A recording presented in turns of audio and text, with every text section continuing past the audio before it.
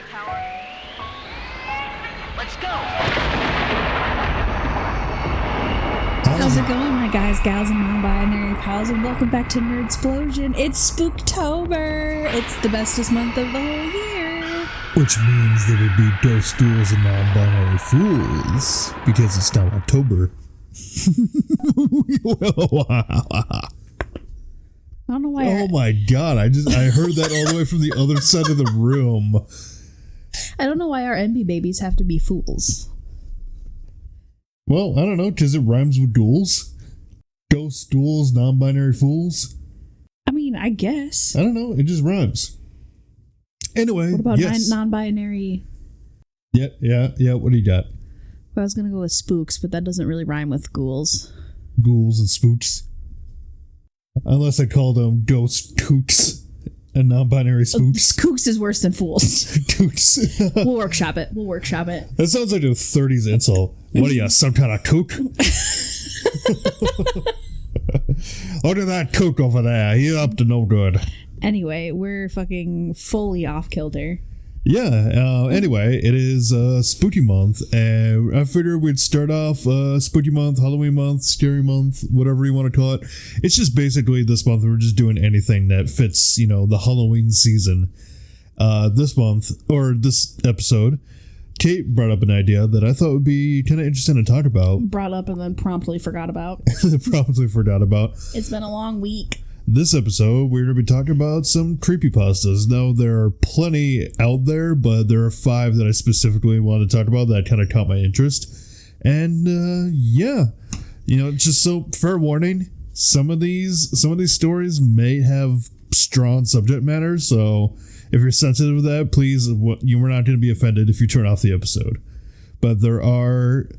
I don't even know what some of these stories contain, but I can already tell that, with some creepypastas, they have some strong content, so listener discretion is advised. But before we get into all that, new episode of this podcast come out every Saturday, not Sunday, Saturday, unless I'm lazy, then whatever. But, check all the socials and all the stuff, because I post every time, and, we share everything on our socials, but... With that being said, you give me a lot more credit. I don't share shit. With that, let's get into some creepypastas. Yes.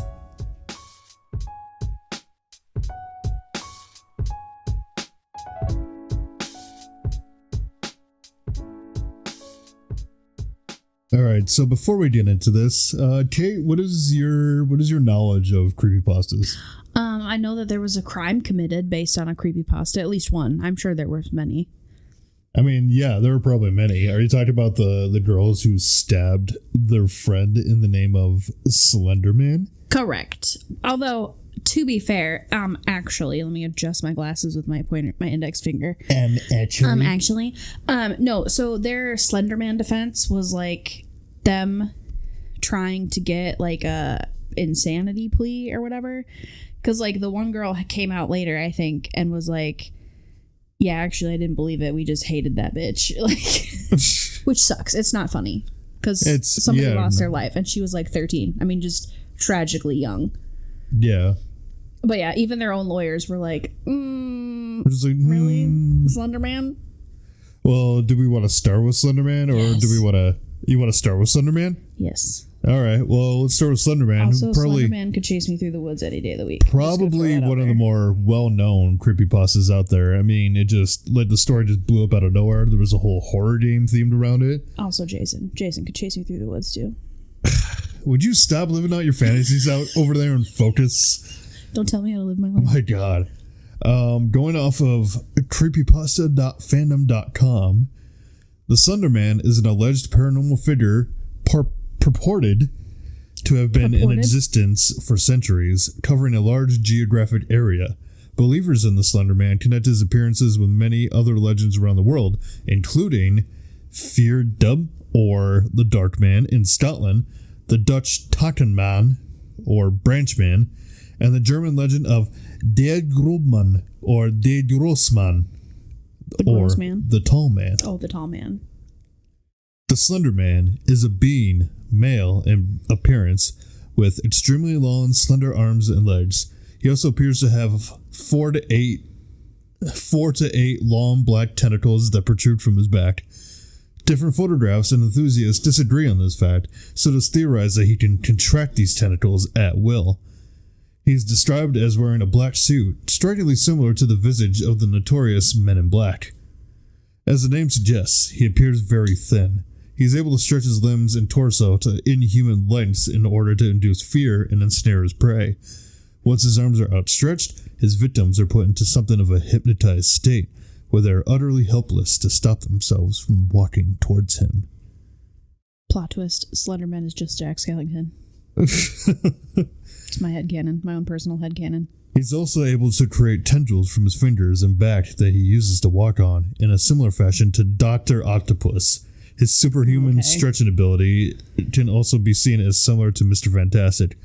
So I love that they're comparing this ethereal being to fucking Marvel characters, to Marvel villains. Mr. Fantastic isn't a Marvel villain. Fantastic Four? Yeah. The Fantastic Four are part of Marvel. Yeah, I know, but he's not a villain. Oh. Well, you said he wasn't part of Marvel. No, I said he wasn't a Marvel villain. Oh. God, listen anyways, up, Grandpa.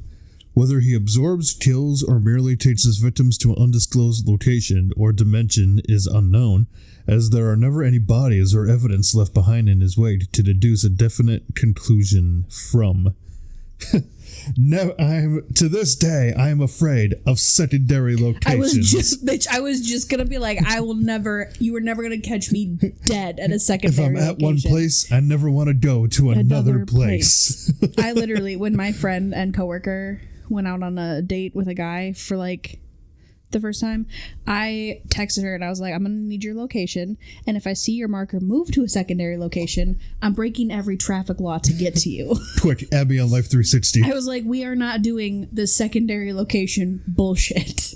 Continuing with this, his face is pale and slightly ghostly. It almost appears to have been wrapped in a type of gauze or cloth. His facial features are an object of debate. Many believe that his face looks different to each person, if it is ever seen at all. Anytime I've seen anything with Slenderman, whether it's like the horror game, well, my only like visual representation of Slenderman has been in the many horror games that are made about him. Mm-hmm. And in all those, he either has like no face or like kind of a face, where like there's no discernible features, but you can tell something is there. What do you mean you can tell something is there? I thought it was just always like you can kind of tell like where an eye or nose or mouth would be, but there's literally sure. Like nothing there, you know? Yeah. Like it almost looks like an alien face, but with like no actual facial features. Which I think is almost worse, because like I would fucking spiral if I came face to face with a being that did not have a face. I'd be like, how? Also, can we talk about the original horror game that came out, Under the 8 Pages, where like, you know, they described this as like, you know, absorbing or killing his victims, but in, you know, with the technical limitations that they had at the time when they made the game, when he catches you, he just stares at you. I fucking hate that. Get your faceless face away from me. Like, it just does the stare like boom, and then you slowly turn him, and then it's all static, and he's just standing there like, hey, I'm all Greg. What are you doing in my waters? What are you doing in my waters? You ever drunk Baileys from a shoe? This is interesting. He's sometimes portrayed as wearing a hat, which can be a bowler, fedora, or even a top hat. Hold on. I need you to be so fucking for real right now. He may also be seen wearing a long flowing necktie or scarf, which is either red or gray. Damn, Slenderman is fashionable. Did you just tell me on Midgard that Slenderman sometimes rocks a fucking fedora? I'm more surprised you are more concerned about the top hat. No, I don't give a shit about the top hat or the bowler. The fucking fedora. My victim. My victim.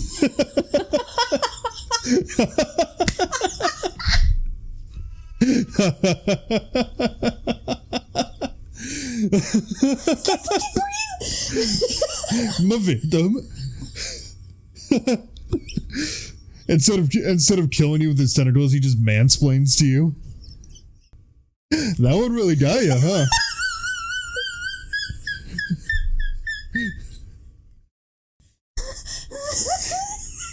Could you fucking imagine?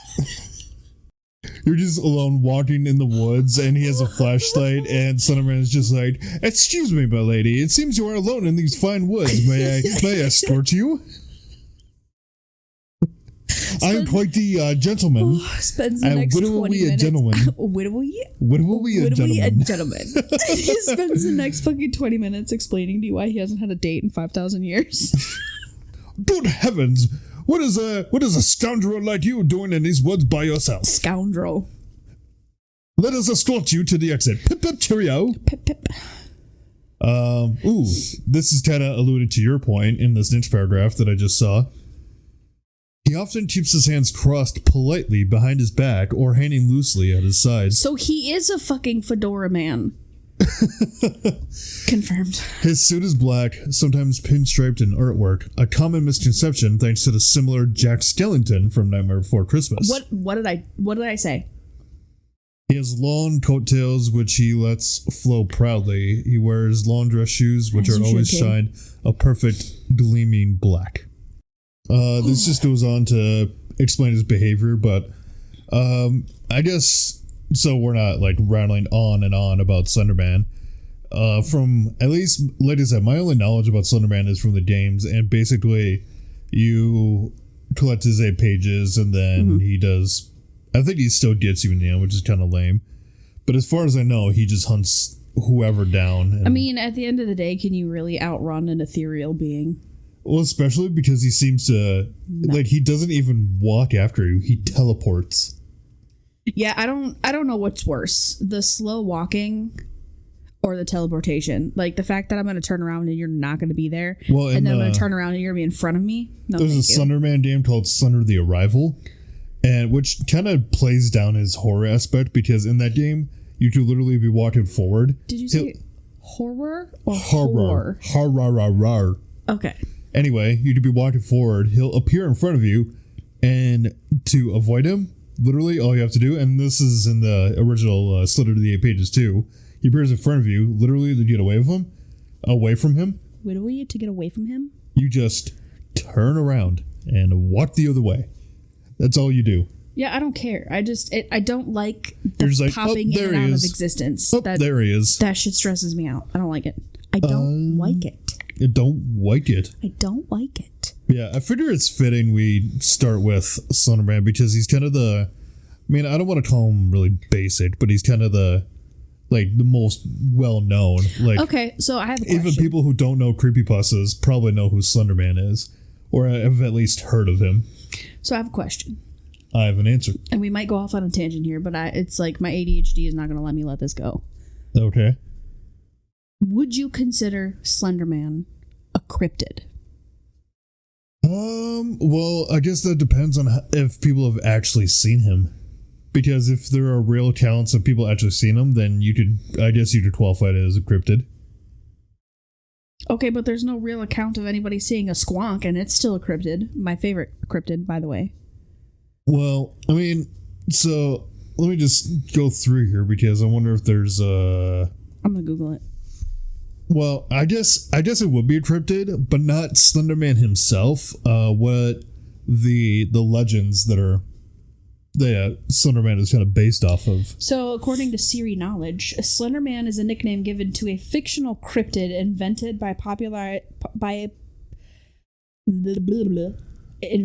and popularized on message boards in the Something Awful forums in 2009. Jesus Christ. 2009? I didn't know Slenderman was that old. Excellent, yeah. 2009. A fine year. I don't remember shit that happened in 2009. Any last words on Slenderman before we move on? No. Nope, nothing? Let's do one that you are kind of familiar with, or at least you're familiar with the source material. The Dead BART Creepypasta. Oh, love The Simpsons. Well, first off, before I read this, the Creepypasta wiki has probably one of the creepiest screenshots from a Simpsons episode ever. From an actual Simpsons episode. Oh yeah, it's from Treehouse of Horror. From one of the Treehouse of Horrors, and it's when Homer's face melts off. And I was like, oh, somebody created that for the Creepypasta. No, that's from an actual episode of The Simpsons. Yeah. Let's see. Is this Creepypasta where Sideshow Bob kills him? Maybe. I don't know. Let's read it together, shall we? I'm just gonna read off what they're saying here. Also, hot take, Sideshow Bob is my hero. Because I think, and I might, in future Cameron, add some creepiness to this as I read this, but this just goes off of like the actual story that was written, the actual creepypasta that was written. You know how Fox has a weird way of counting Simpsons episodes? They refuse to count a couple of them, making the amount of episodes inconsistent. The reason for this is a lost episode from season 1. Finding details about this missing episode is difficult. No one who was working on the show at the time likes to talk about it. From what has been pieced together, the episode's production number was 7G06, and the title was Dead Bart. The episode labeled 7G06, Moaning Lisa, was made later and given Dead Bart's production code to hide the latter's existence. It also was written entirely by Matt Groening. During production of the first season, Matt started to act strangely. He was very quiet and seemed nervous and morbid. Mentioning this to anyone who was present around Matt at the time resulted in them getting very angry and forbidding you to ever mention it to Matt himself. I first heard of it at an event where David Silverman was speaking. Someone in the crowd asked about the episode, and Silverman simply left the stage, ending the presentation hours early. In addition to getting angry, asking anyone who was on the show about Dead Bart would cause them to do everything they could to stop you from directly communicating with Matt Groening. At a fan event, I managed to follow him after he spoke to the crowd, and eventually had a chance to talk to him alone as he was leaving the building. He didn't seem upset that I had followed him. He probably expected a typical encounter with an obsessive fan. When I mentioned a lost episode, though, all color drained from his face, and he started trembling. When I asked if he could tell me any details, he sounded like he was on the verge of tears. He grabbed a piece of paper, wrote something on it, and handed it to me. He begged me never to mention the episode again. The piece of paper had a website address on it. I would rather not say what it was for, reasons you'll see in a second. I entered the address into my browser and came to a site that was completely black, except for a line of yellow text, a link. I clicked on it, and a file started downloading. Once the download was complete, my computer went crazy. It was the worst virus I'd ever seen. System restore didn't work, the entire computer had to be rebooted. Before doing this though, I copied the file onto a CD. I tried to open it on my now empty computer. As I suspected, there was an episode of The Simpsons on it. The episode started off like any other, but had very poor quality animation. If you've seen the original animation for Some Enchanted Evening, it was similar but less stable. The first act was fairly normal, but the way the characters acted was a little off. Homer was angrier, Marge seemed depressed, Lisa behaved anxiously, and Bart appeared to have genuine anger and hatred towards his parents. The episode was about the Simpsons going on a plane trip. Near the end of the first act, the plane was taken off. Bart was fooling around, as you'd expect. However, as the plane was about 50 feet off the ground, Bart broke a window and was sucked out. At the beginning of the series, Matt had an idea that the animated style of The Simpsons world represented life, and that death made things more realistic. Hence, why it was used in this episode. The picture of Bart's corpse was barely recognizable. They took full advantage of it not having to move, and made an almost photorealistic drawing of his dead body. Act 1 ended with a shot of Bart's corpse. When Act 2 started, Homer, Marge, and Lisa were sitting at a table, crying. The crying went on and on. It became more pained and realistic, better acting than you would think possible. The animation started to decay even more as they cried, and you could hear murmuring in the background. The characters could barely be made out. They were stretching and blurring, looking like deformed shadows with random bright colors thrown on them. There were faces in the window, flashing in and out so that you were never sure what they looked like. This crying went on for all of Act 2. Act 3 opened with the title card saying 1 year had passed. Homer, Marge, and Lisa were skeletally thin and still sitting at the table. There was no sign of Maggie or the pets. They decided to visit Bart's grave. Springfield was completely deserted, and as they walked to the cemetery, the houses became more and more decrepit. They all looked abandoned. When they got to the grave, Bart's body was lying in front of his tombstone, just like it did at the end of Act 1. The family started crying again. Eventually, they stopped and just stared at Bart's body. The camera zoomed in on Homer's face. According to summaries, Homer tells a joke at this part, but it isn't audible in the version I saw, so you can't tell what he's saying. The view zoomed out as the episode came to a close. The tombstones in the background had the names of every Simpsons guest star on them. Some that no one had heard of in 1989, some that haven't been on the show yet. All of them had death dates as well. For guests who died since, like Michael Jackson and George Harrison, the dates were when they would die. The credits were completely silent, and it seemed handwritten. The final image was the Simpson family on their couch, like in the intros, but all drawn in the hyper-realistic, lifeless style of Bart's corpse. A thought occurred to me after seeing the episode for the first time. You could try to use the tombstones to predict the death of living Simpsons guest stars, but there was something odd about most of the ones who haven't died yet. All their deaths are listed as the same date. So yeah, what do you think of that? I was just gonna be like, what do you think of that? They just I have a very dainty sneeze. I sneeze like a church mouse, thank you. Oh yeah, it's fucking creepy. Yeah. I hate the hyperrealism. The fact that it's described as like a hyper-realistic version of Bart's corpse. Yeah. It wasn't the one I was thinking of, but the one I was thinking of, I don't know if it's an actual episode because I've watched all of The Simpsons and I don't remember seeing it. But it's like a cut to the future where Maggie and Lisa are adults and Sideshow Bob is like being transferred to this prison cell or whatever. And it turns out that Lisa became a serial killer and just like each kill got more and more gruesome because she was trying to end up in a cell with Silent Bob. Wrong franchise. With Sideshow Bob because he was successful in killing Bart and she and Maggie exacted revenge. I think that was an actual episode.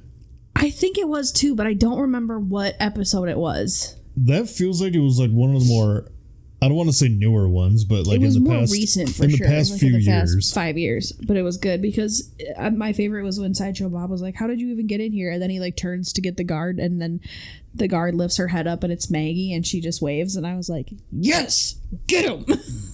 You could have taken the opportunity to have her actually speak, and you didn't. Right? She doesn't speak the whole series.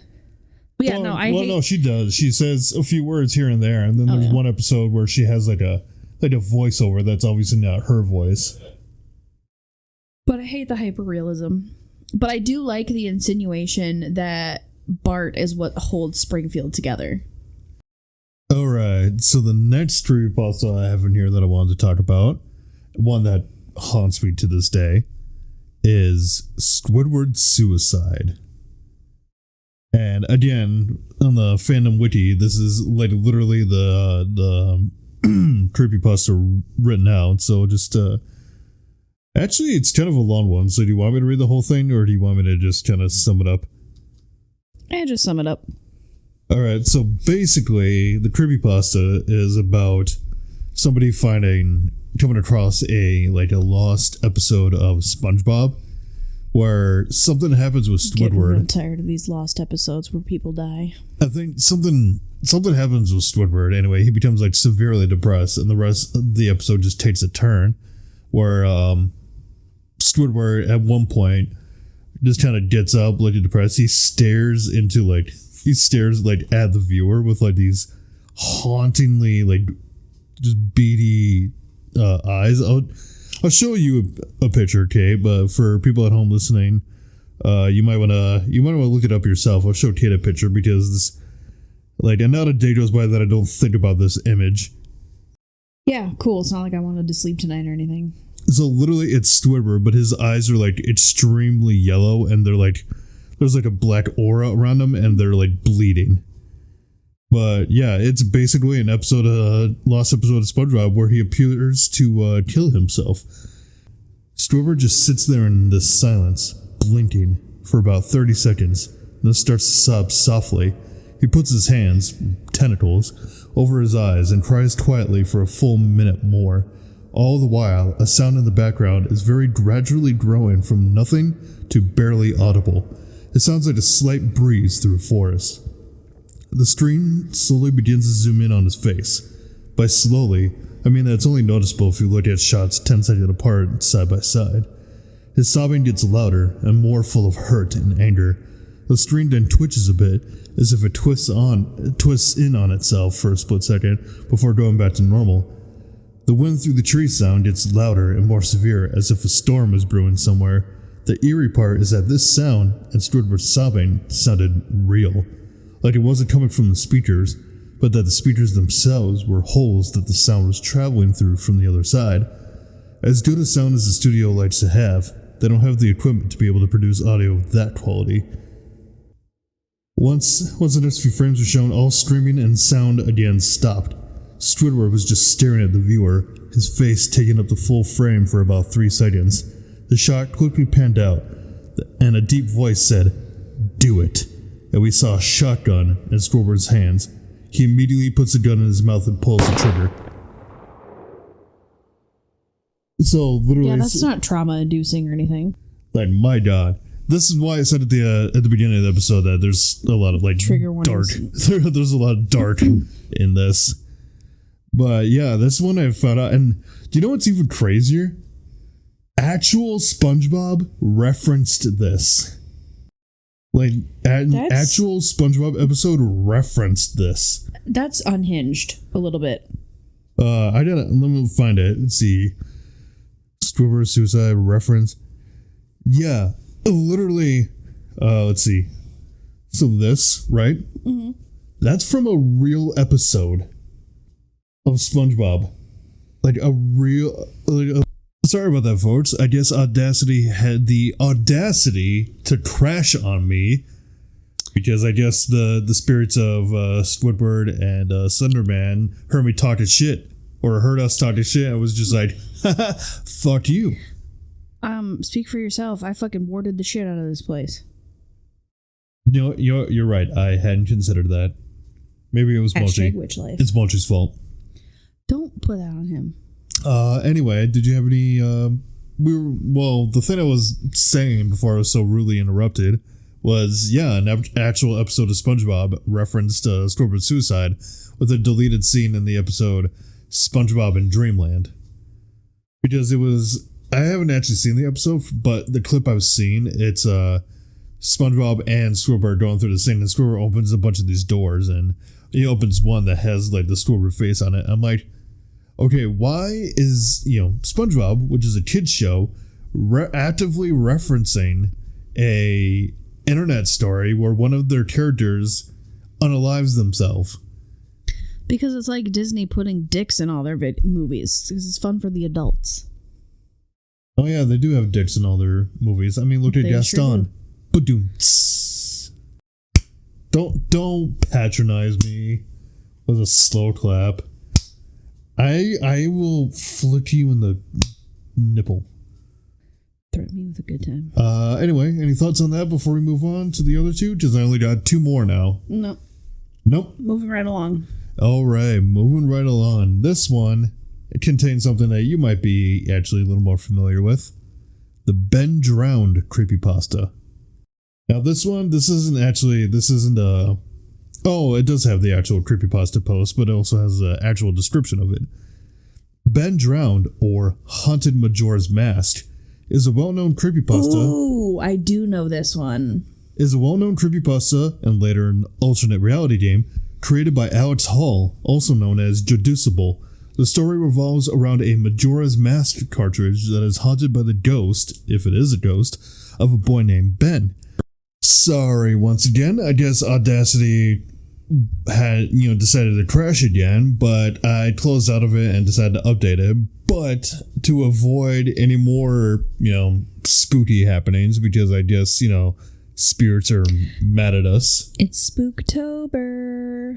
The only other thing I was going to mention is Herobrine, which is, to basically sum it up, it's a haunted Minecraft server where the only other, you think it's a multiplayer thing, but it's actually a default Steve skin with no pupils and just constantly stalking you. Yeah, I hate the no pupils thing.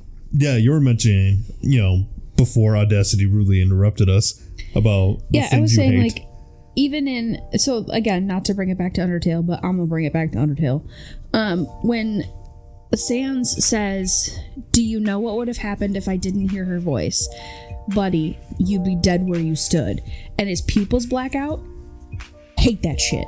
Keep your pupils in your fucking face where they belong. What you doing with them pupils outside your head, boy? I don't like the no people thing. I hate the no face thing. Just stop it.